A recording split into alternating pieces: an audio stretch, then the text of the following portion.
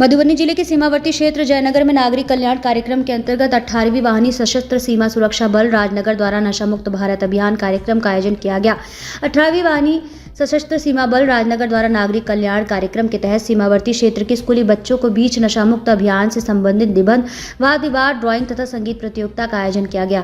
उत्क्रमित मध्य विद्यालय कैरियोत, चरवाहा स्कूल झालौन और उच्च विद्यालय अंधारबन में यह कार्यक्रम आयोजित था। आयोजित प्रतियोगिता में प्रथम, द्वितीय और तृतीय स्थान प्राप्त करने वाले प्रतिभागियों को शैलेंद्र कुमार पांडे, कार्यवाहक कमांडेंट 18वीं वाहिनी सशस्त्र सीमा सुरक्षा बल राजनगर, अशोक कुमार ओला, उप कमांडेंट कुलदीप सिंह, सहायक कमांडेंट देव नारायण सिंह यादव, ब्लॉक प्रमुख लौकही राम कुमार यादव, पूर्व ब्लॉक प्रमुख लौकही धनेश यादव, पंचायत समिति सदस्य महादेवा प्रेमचंद्र जी, प्रधानाध्यापक उत्क्रमित मध्य विद्यालय कैरियो द्वारा पुरस्कार देकर पुरस्कृत किया गया।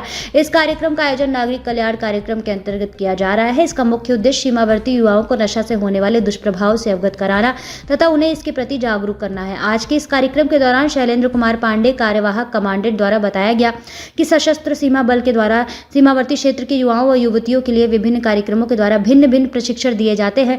वे सशस्त्र सीमा बल हमेशा तत्परता के साथ सीमावर्ती लोगों को प्रशिक्षण देकर आत्मनिर्भर बनाने में अहम भूमिका निभाती रहती है, जिससे लोगों में आत्मनिर्भरता बनी रहे। जयनगर से संटू नायक की रिपोर्ट। धनेश यादव जी, अन्य गणमान्य व्यक्ति, हमारे एसएसबी के अधिकारीगण,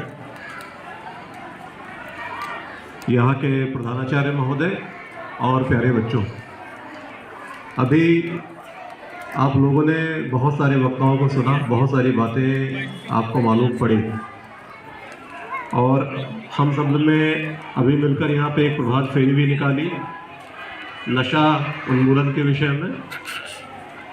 आप में से ज़्यादातर बच्चे भी बहुत छोटे हैं। आप अभी ये जो काम कर रहे हैं शायद इसका आपको अंदाज़ा भी नहीं होगा कि आप कर क्या रहे हैं, लेकिन यही वो उम्र है जब आपके मन में ये बात धीरे धीरे बैठाई जाए तो ही उसका परिणाम जब आप युवा होंगे तो उसका हमें प्राप्त होगा। अगर हम ये सारी बातें हम किसी 20 साल, 25 साल या उसके आगे 20-25 तक भी शायद समझ में आ जाए, 30 साल या 35 साल के हो चुके व्यक्ति को समझाएंगे तो प्रौढ़ावस्था में इन बातों का कोई ज़्यादा असर उसके ऊपर नहीं होगा। हमारे जो बच्चे हैं उन्हीं का विशेष महत्व है कि इस एज में ही अगर उनको सारी बातें बताई जाए तो ही उसका इम्पैक्ट उनके दिमाग पे लंबे समय तक और गहरा रहेगा। तो इसीलिए हम लोगों ने ये छोटा सा ये कार्यक्रम इसका आयोजन किया और आप सभी ने इसमें बढ़ चढ़कर सहभागिता की। बच्चों ने प्रभात फेरी निकाली, नारे लगाए, लेकिन सिर्फ ये बातें नारों तक सीमित ना रहें। आप लोग इसको जीवन में आत्मसात करें। बच्चों से ज़्यादा भूमिका इसमें बड़ों की है।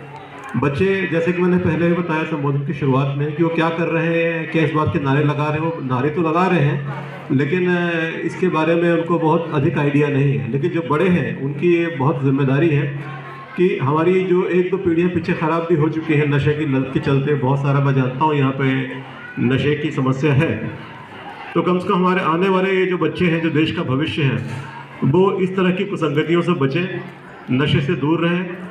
और इसके लिए हम लोग निरंतर प्रयासरत हैं और जो भी हमारे स्तर पर संभव है, चाहे सुरक्षा की दृष्टि से, चाहे अन्य तरीक़ों से, चाहे जागरूकता फैलाने की दृष्टि से, हम हर वो कार्य सशस्त्र सीमा बल निरंतर करते आ रहे हैं और आगे भी करते रहेंगे।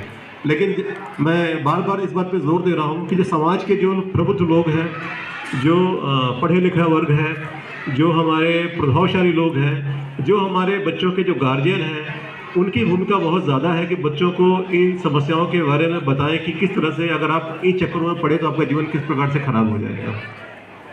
क्योंकि अगर आपने उनको शुरू से इस विषय में सचेत नहीं किया, समय रहते उनको जागरूक नहीं किया, तो एक बार जब उनको इस चीज़ की लत लग गई तो उनको वापस लाना बहुत मुश्किल हो जाता है सही रास्ते पर।